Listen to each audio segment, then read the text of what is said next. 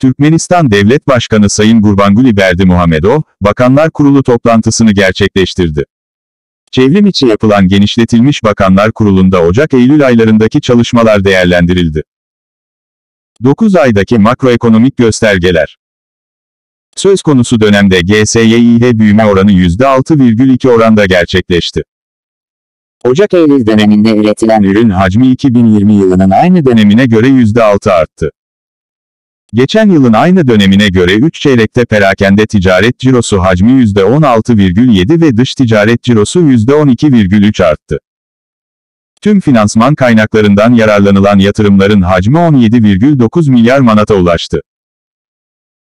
9 ay boyunca 81 devlet mülkü özelleştirildi, 368.356.908 manat devlet bütçesine aktarıldı.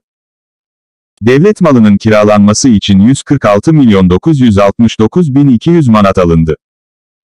Devlet emtia ve hammadde borsası 9 ay boyunca 23.378 sözleşmenin kaydedildiği 223 işlem gerçekleştirdi. Dış ticaret %12,3 artarak 9 milyar doları aştı.